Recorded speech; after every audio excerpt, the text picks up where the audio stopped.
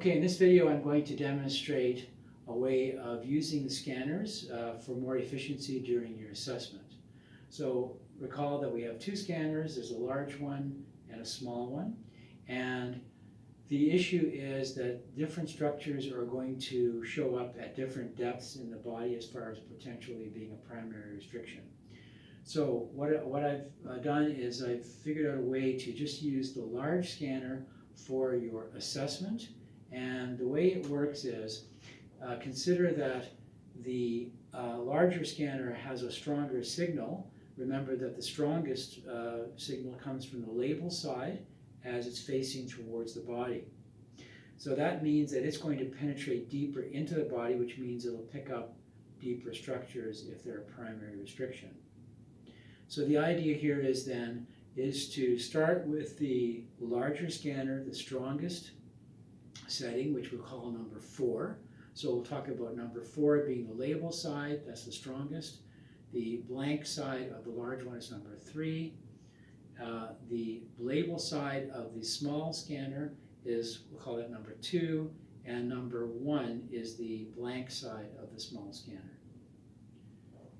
So when you're doing your assessment, one of the first things you'll do is have a look at the structure. So it's useful to get an identified structural primary based on just looking at the size of the structure. So for example, if you have an enlarged tibia or femoral condyle, proximal or distal, maybe a big rib depression or something, you have an idea where some of these superficial primaries show up. You can use that as what we call a gauge. You can use that as a gauge. So for example, I'm going to get you to just bend this knee. Okay? So let's say I have an identified expansion in the femoral condyle, distal, or proximal here, and then obviously there's going to be something in the femoral shaft. What I can do then is use the larger scanner, and you can put your leg down. We can use the larger scanner right over that area. So I'm going to get a baseline indicator response. Remember to choose the side of the rib cage. We're using the rib cage, which is less primary to start. Okay, so make sure the scanner is not near the body when you're doing that. Get a baseline. Okay, then place the larger or number 4 setting over the suspected primary as you gauge. Okay, and test that. And then move it away in increments of approximately 1 centimeter. So as you move the scanner away, you're basically creating an equivalent value, reducing it down to a 3 when you move it 1 centimeter away, down to a relative 2 setting when it's 2 centimeters away, and then down to a 1 when it's 3 centimeters away. Okay, so you can use one scanner to simulate any strength of scanner that you have. Okay? So we'll start with number 4, and that doesn't register, and then move it about a centimeter away. You can use your fingers around it to use as a gauge. Okay? Move it away and then test again. Okay, move it away another centimeter, so it's probably 2 centimeters away. And I do get a response here, which would be equivalent to the number 2 scanner being directly over the structure, okay? But I don't need to worry about that until I'm ready to treat, okay?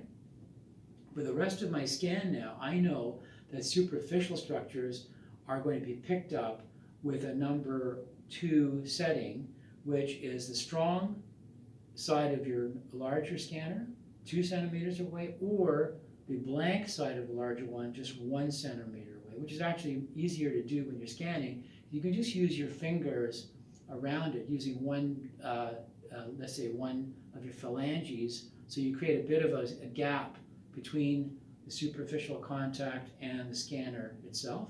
And that you can use for all of your superficial, bend this knee, all of your superficial areas. So looking at the femur, the tibia, so on, anything superficial. That will also apply to areas like in the head and the neck and the jaw. You're just going to maintain that distance with your fingers around the scanner, okay? Now, when you get into the area of the trunk, what you want to consider is that you want to not only get superficial structures like the ribs and the sternum and so on, but you also want to be able to penetrate deeper into posterior or deeper abdominal or thoracic structures. So remember then that if your scanner setting is superficially showing up with a bit of a gap, you want to then go deeper with bringing the scanner, for example, closer to the body, all right? So you want to basically go up a level. So if my number 2 was sufficient for the superficial scan, now I'm going to go at least to a number 3, which is the blank side here, or possibly to a number 4 for even deeper structures, okay? It could be either. And if you have someone who has, let's say, a larger girth or like abdomen or whatever, you may need to boost it up. So for example, if you found that the superficial structures were picked up more easily with the number 4 or the number 3, for someone with a larger girth, you may need to boost that signal by placing a smaller scanner in series right over top of your larger scanner. So you got a little bit of a stacked version here. Make sure that the labels are facing in the same direction so they line up, okay, perfectly like that. So you've got the 2 scanners together. That will go even deeper, okay? So you complete your scan using the appropriate setting for the deeper structures, like things like the sacrum, the abdominal viscera, for example, might be a little more superficial, but then deeper structures like the spine and so on, you'll use that to scan. And then basically just with using the 1 scanner, you can scan the entire body.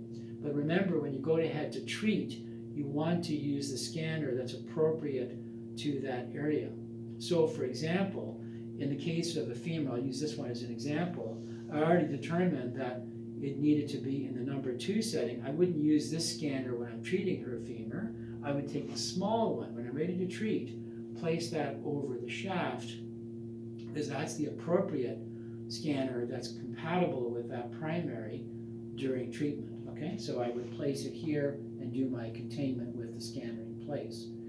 If, for example, let's say we're going to go, I'm going to get you to go on your side this way, Barbara. Facing which way? Facing this way. So for example, I'm going to get you to scoot back a little bit. Let's say we had a primary here deep in the spine, all right? Now, you can see that the distance from the superficial area here, like I want to place a scanner here, but I want to be able to penetrate to that deeper structure. So it's going to be even a stronger signal than I would have used, let's say, going through the body from front to back. Remember, it's about depth. So if you're treating something in the side posture, like a spine or a sacrum going through the pelvis, you're going to place the scanner on the side while you're treating. You want to boost that signal. So it won't just be, in her case, the blank side. I'll definitely use at least the stronger number 4 setting on the side of the ilium or on the trunk. And I would then go ahead and treat accordingly, okay, like so. If you had someone who needed, let's say, the number 4 setting for the anterior-posterior abdominal stimulation, you might want to then use a boosted signal using the stacked scanners like that, okay, when you're treating. So remember, just work around it and place it, in an area that's around the area you're treating, targeted to that level. Okay? All right, so that's a way to use the scanners more efficiently, using the large scanner to start your scan. Remember, you can adjust the distance of the scanner and the side of the larger scanner you're going to be using. That's appropriate. And then remember to use the appropriate scanner when you're placing it on the body. And remember, it's all about depth, okay? Depth of penetration gives you the best response, and that's really what we're trying to achieve. Thank you.